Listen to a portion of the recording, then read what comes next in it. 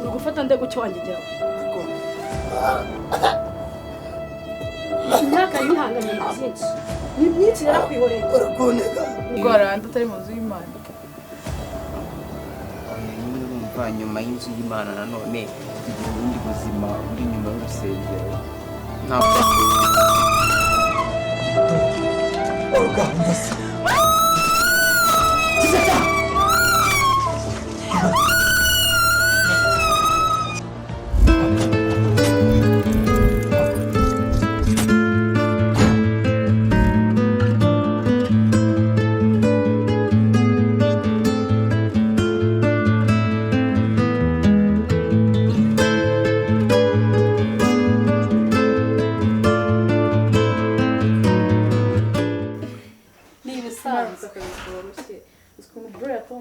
Hello, Sheri. Sure.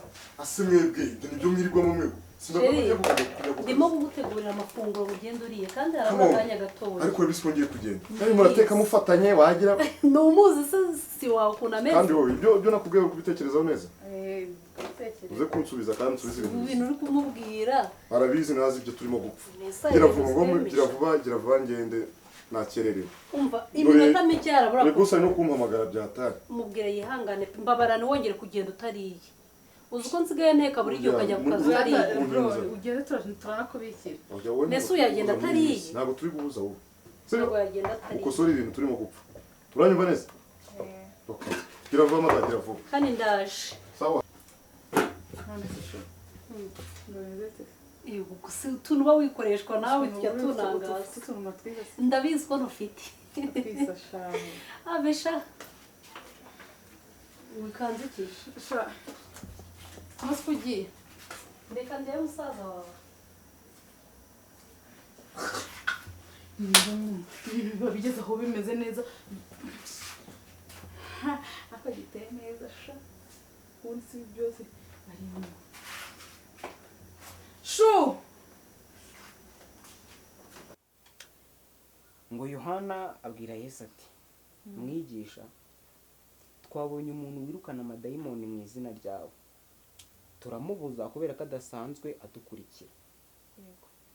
Yesu aramubwira ati ntabwo mwagakwiye kumubuza kuko umuntu n'ubundi ukora ibyiza kandi akabikora mu izina ryanjye ntabwo yabasha kunsenya byamugora. Ntabwo ari ngombwa ngo aba ari umuntu umwe gusa ugomba gukora ibyo bintu. Ntabwo Yesu ari we wenyine wari gukuraho abantu ibintu runaka cyangwa ari kwirukana amadayimoni. Hagombaga kuza n'abandi bantu bakabikora. Yebe boss. Hello. Meze bite manager? Amahoro. Neza sawa. Meze neza. Nandi kuzo za raporo z'ubushize. Ariko se meze bite? Kari sawa. None se misiyo naguhaye ya Oruga kari mushiki wawe byakunanije iki kumukumvika yuko boss birimo rwose kandi vuba birakunda. Muto umeze ute? Sha umva nkubwire pe. Yewe bya bintu wambwiraga n'ukuri kw'Imana sha umva nanjye bimbayeho n'ukuri bimbayeho. Nyine nagiye dutangira gusenga turi muri mudu mbona ibintu ari bizima n'ukuri pe ariko ukuntu byangende cyagatangira kunkorakoraho ntabwo nabimenye kandi numvaga ko ngiye kumuneka yatangira kunkoraho hamuhagurukana nkamubwira ko ibintu ari gukora atari byo ariko wagira ngo uriya mwana afite ihubatera mu bantu ntabwo nzi ukuntu byagenze. Yankorakuye ahantu hose mama ntaho atageze imyenda arazamura. Uzi ukuntu karakana ka pastor ari akaraya yababa we n'ukuri umva uriya mwana ntago ari umwana uko tumubona wapi hubwo n'akagini kari kwisi kari kwitembereza kuko urebye ibintu yankoreye umva ni amabara nta muntu n'umwe nzabibwira. Njye rero ndanywa amazi. N'ubibasha niba ubasha agasembuye ntari biwe enjoy. murakoze. Umeze ute se? Meze neza. Ako wambwira icyo waramamagaye ndi kwihuta. Ese ubu waje udafite umwanya? Ntawe nari mfite just nuko nigomye. Se musigaye muva gusenga mugashyiraho utwo tw'imituku, ariko n'uburenganzira bwanyu murabyemerewe. Nonese gusenga bihuriye n'ibi tuba twisize. Gusenga ni mu mutima no ku giti cye cy'umuntu. Okay, ntacyo bitwaye iyo bitakubuza inshingano zawe, bikaba bitagutesha undi mwanya wundi, nta kibazo pe. Ndamuhamagara nko mu gitondo namuhamagaye ntamfata, namwohereza message kandi arazisoma kuri WhatsApp ntansubiza. bose yumamagara uriya simbwiye ngo ni mutoyi wanyu. niko niba uheruka rega buriya niba uheruka. None se buriya yakunaniye? Ntabwo yananije, ahubwo nari ndi kugira ngo abanza asoze kaminuza zikageze mu wa kabiri. Ngiyewe ibya kaminuza ibyo bireke, nakubwiye yuko urabizi ko nkwishimira mu bakozi nkoresha hano. Nakubwiye yuko kaminuza nashaka azajya kuyigira aho ashaka hose. Nari nakubwiye yuko nzayishyura itike, ibintu byose nzabyishyura, niyo yaba afite buruse nzemera njye mwishyurire. Umeze neza ariko? Nta kibazo. Bo nifuje ko twamenyana byisumbuyeho, sinzi niba ari icyo bitwaye.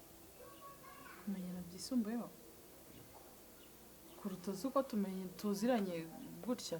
Urabona kuriya nuko muza gusenga mu rugo bikarangira mukagenda, urumva nyine nta kintu bitwaye kuba twamenyana. None hari ibindi biba birenze, hari ukumenyana kundi nka kuriya. Tukajya tuganira, byaba ngombwa tugasohoka, nimba nta kintu bitwaye ukaba wamenya amakuru runaka yandi yanyerekeyeho, atari ukumenya izina gusa. Twareba cyane ko njye ntabwo nkunda kwinjira mu buzima bw'umuntu, so kuba inshuti byo wenda nabikwemerera, ariko kumenya iby'amakuru ubwo si bwo yamfasha iki. Ubwo nyine urumva niba mvuze nti no kumenyana byisumbuyeho, ntabwo waba uziranye n'umuntu ariko utamuzi, kumenya ibyo umuntu akunda, ibyo yanga, ukamenya wenda ahantu runaka ajya hakamunyura. Wese ubwo waranda atari mu nzu y'Imana. Oya nyine urumva nyuma y'inzu y'Imana nanone tugira ubundi buzima buri nyuma y'urusengero. Kugenda ukamukomvera ukabibwira, ukabwira n'umugore wawe akagufasha, akagufasha, noneho ngewe gahunda zanjye zigacamo. Ni ikibazo ko nenda kwemera ishimwe. Bose nta kibazo rwose, ibyo byo mbirimo. Cyangwa se dore nkwereke, urabona iyi ni kontara mfite muri Sweden. Muri Sweden. Iyi kontara yari iriho misiyo ifatika, ariko ngewe ukanyemerera yuko ibintu ugiye kubishyira mu buryo ko mushiki wawe sinzi ikintu njya mpora. Urabona mfite amafaranga, umubosi nkawe ariko amafaranga arahari, ikibazo afite ni iki?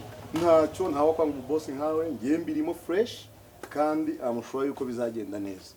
N'ubu nabyutse mbimuganiriza, arambwira ati ngiye brother nayo ndimo kubitekereza, ariko ari buze kumuha resultat as soon as possible, nzakubwira. Umva rero mubwire, kandi ntawe kwanga umubosi ufite amafaranga. Oya uko byagenda kose uzamubaza icyo ashaka, icyo ashaka. Ngiye nyemerera yuko ibi bintu ugiye kubikora. Iyi misiyo ndayiguhereza, ndaguha n'agashimwe. Ndaguha agashimwe. Kama bashimye babyeyi mu gihe mukivuga rwose ni mpamvu. Oya humura, humura. Ngewe urabizi ukuntu uriya mukobwa mukunda. Ndabizi. Urabizi ko nkunda abakobwa bameze kuri. Ntabwo duhora buri bibiriya buri gihe, biriya tubigira umwanya wabyo. Ko twakenera kujya hanze, nyine tukajya hanze tugasohoka, niba ari gift wagira birthday nkabimenya, nkaba mbizi nkamenya ko ngomba kugira akantu mumenyera. Ndakeka uri kumva bitangaje, ndakora ndi uwo mwana ni kuri kubifata, ariko umwana se ni iki? Ubwana ni mu mutwe cyane, nanjye niko mbibona, nyina ko mbitekereza, ubwana ni mu mutwe. Ako niba ari ibyo ntaribi nakwigendera, sinzi niba mwaduha akanya tukagenda. Hari ibindi narindi mu gukora. Oya ntacyo byiburetse n'ubundi nta cyenda gupfa, nta oya biba biri niyo yaba inkono ntabwo uri umukene wo kuvanga inkono imwe nishirira uragira ikindi kibazo oya washyiraho so n'ibindi. hari ni kuko njyewe ndacyataha nyine hari n'utundi turimo nshobora kujya gukora umurwi wanyu ndabazi ni abantu beza rwose ntabwo icyo wacyitwaza wambwira ati ndi kumwe n'umuhungu wa pasiteri twaganiraga ntabwo yabyanga cyane ko buriya ntabwo nzi ukuntu bamwita umugore wa musaza wawe yitwa guki ntabwo mbizi turi inshuti cyane nawe tujya tuganira. Demayi ni umwana mwiza ni umwana mwiza ntabwo wambwira ngo watinda akabifata nabi. Oya ntabwo yabifata nabi cyane ko ari na cyiza buriya ariko niba ubishaka thank you. iby'ubwiza bwe nuko mbirengagije ariko byo ntabwo bajya babivuga inaha. Oya ngomba kumurata of course ndi proud yiwe ni igitangaza cyane. Oya ndi proud yiwe na musaza wa akaba umuntu mwiza cyane. ubwo rero ni mwiza naribe urihangana usaba akantu nyine by'umwanya birabura beza nka kuriya mushiki wawe buriya ni mwiza buriya we ntabwo wapfa kubibona ariko ngewe urabizi ko mukunda binjiremo noneho ibindi byose ubinsigire ku ruhande uzabaho neza mu buzima bwawe. Ndabikora vuba boss. Urabinyemera icyo kintu wakinyemera? I promise you. Kanze iyi kontara kanyiguhereze uraza kuyicishamo amaso noneho ibibura byose ariko kanze simbora amaze guteraho kashe base. Iyo iriho turabona ko byose byasoje. Ndabona n'amatariki ari kugenda nejo bundi. Ni vuba ni iki cyumweru ni nejo bundi. Noneho hari akawisiki wa mukire wo mu Burusiya yari sinzi niba ujya urebaho ngako wagenda rwose ntabwo nakwanga ibintu maye ariko mu by'ukuri ntabwo mbashira ibintu bisindisha. Murakoze kandi ni ukuri mani subizaho mukuye. Aya nacyo ntacyo ariko kankwereka kangusinyire agasheke ko kugira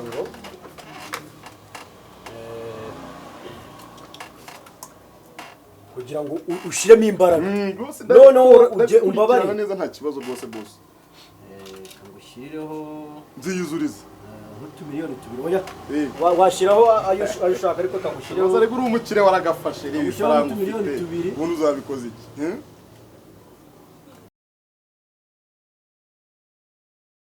Tere yanshinze ntwari ya makaristo na Neston Fit. Inde? Weho umunsi umwe nzagukubita. Njye uri kubwira? Nzagukubita. Ahubwo umwakungiza nuko utapfe nkikubona ku isi ukigenda. Umva. Ndashaka kuko wewe ushaka kuzandogesha kandi ndabana na mudugudu ahari kabinje kumukoregera. Abagore we mu mushaka. Twibereye mu nama none muri kudutesha n'umwanya. Mwabuze ibyo mukora. Ya ntwari ya makaristo. Oya mwabuze ibyo mukora nta nubwo mwajya no guhinga. Shaka kumubaza impamvu ushaka gusenga. Mashaka kurwana. Ahubwo saracyari. Mashaka kurwana ko yamanywa yihanga. Umuyobozi baramubanya ntwarira amakaristo nshaka kumubaza ahantu yajyana. Yajyanaga he? Ibyo ngibyo ejo. Hari wamubanye mfite gihamya. Ibyo wabikuye he? Musobanurire wabikuye he? Ejo uzaza n'ikirego cyiwe tukwakira ariko muri cyo tubanze twirangiriza iki? Bidukemurira wabimubonye arahari ngenda mufite ahubwo mutugwari no kuneza ari kuneza mubaze babwire muze ejo kare bibazindure tuza se gukora iki katarapfa ahubwo ngwino hagarare bandi se kandi bashaka kurwana we bashaka n'ubishaka nyine numvaga nta kigoye kirimo niyo mpamvu ariko nanone nabanje kubikubaza ngo mbigusabe. Nta mwanya mfite. Nawe sinzi niba nagenda.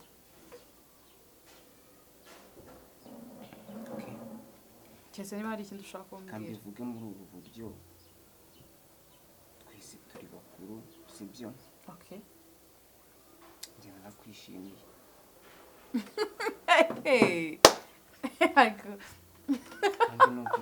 Akabi gasekwa nakeza. Mbimvuye ku mutima nako byamvuyeho kera no wenda ni. Kunyishimira ndabyumva sibyo? Kandi buri umwe wese wamwishimira. Nanjye ndakwishimiye. Sibyo hari ikindi ushaka? Kirenze kwishimana nanjye nawe. Iyo nza kuba nakwishimiye ntago mba naje ahangaha. Nta nubwo mba nitabye ubutumire bwawe. Sinzi icyo ushaka kumbwira rero mo hagati aho ngaho. Nawe uri mukuru. Ntago ndi gusobanukirwa icyo ushaka kuvuga. Kuba mukuru ndabyumva no guca hirya no hino ndi kubyumva. Waca hirya no hino nkumva icyo ushaka kumbwira se. mbwira icyo ushaka kumbwira ugushe ku ijambo twumve niba hari n'icyo ndi bugufashe. bazi se undi munsi ninkenera nzakubona. N'ubu ugiye kumbwira ubwo bugoryi ntabwo uzambona. naho uva mwababyeyi se bundi muri abagore muri abasazi umugore w'igicucu uva wandari nkubwire kugenda yiwe nkubwire ubundi uwo ni uva umugore nkubwirera nyabaki. wowe niba ufite ikibazo tubereye ariko hano mu madamu nama uri igicucu genda uri ukwawe igicucu nawe ugenda ukwawe akoze gasopo nawe gutukana muyoboka urukumva mugende buri muntu ajye mu mirimo yiwe ejo mu gitondo cya kare 3:00 uze utange ikirego ariko ubu ufite n'iki n'ibimenyetso nta kibazo ibimenyetso Wewe- ndabona warapfuye kandi wa mugore nawe nta ntabwo kintu uvuze mwebe ni ukuri kw'Imana nta kintu uvuze wese sinakubonye mwebe ngo rero mugende ko ndagenda ariko namwe mugiye ngo mugende mudugudu mugende yishima ari uko yapfuye Mugende. genda uzibeshye nawe nyura ntabwo mwanyura ahantu hamwe mwakwicanira mu nzira Sinzi niba nagenda ibyo wambwiraga byarangiye. Mbwira ngo nshaka iki cyangwa nshaka ubufasha ubu n'ubu. Niba numva mfite icyo nabugufashaho mbigufashemo. Okay. Ako guca hirya no hino ntago ndi imana cyane ko mwebwe wenda hari n'ubundi buntu mufite bwo kwerekwa sinzi. Mwebwe mushobora kuba mwerekwa ibiri mu mutima w'umuntu. Ako njye ntago rero kankubwiza ukuri pe ibyo uvuga ndi kubyumva kandi nanjye Okay, nari nibwo ushobora kuza kubyumva. kugorana aha umutima wanjye warakunsabye. ako wa Mungu. Ibyo uri kumbwira ni biki? Kora n'ubu ntarabasha kumva ibyo ushaka kumbwira. inshuti byegeye imbere. Ubushuti bumeze gute ko aricyo kintu ndi kukubwira? Ubushuti buratandukanye sibyo?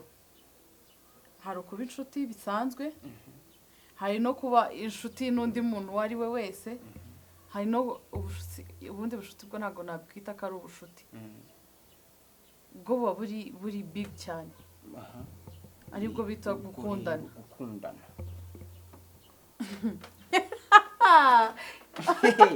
uyu munsi nabonye rero abakristo babaye benshi uko muri uyu Imana ishimwe uyu munsi rwose byari ibitangaza. bari mu mavuta sheri ntabwo wabibonye Wabonye ya korali y'abashyitsi yadusuye bariya bararirimba bariya bana bafite impano umva bafite impano ziteye ubwoba none kari agakobwa karimo imbere uzi ko kagiye kakurura abantu ariko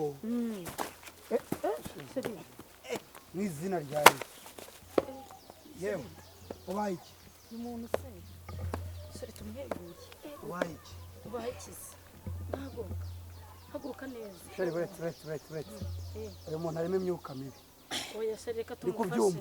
reka tumufashe ahubwo gira icyo umufasha ahubwo Haguruka. reka tumufashe mufashe tumuhagurutse Haguruka. ngahaguruka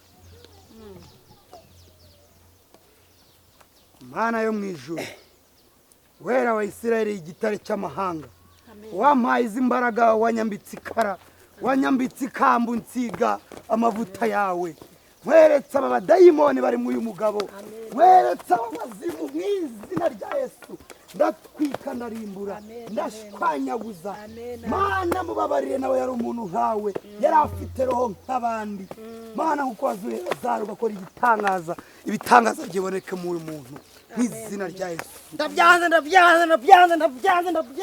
oya Ibyo rwose pe kandi ubyumve bimvuye ku mutima imbere ku mutima. Ushaka ngo igisubizo? Yego pe bibaye byiza wakimpa nonaha. Okay, we humura. Nkamenya uko bimeze nkamenya uko nifata rwose nkamenya niba ibyo umutima wanjye uri kunsaba. Abonye dukundana. Ikindi kandi utanga nongeye kumenya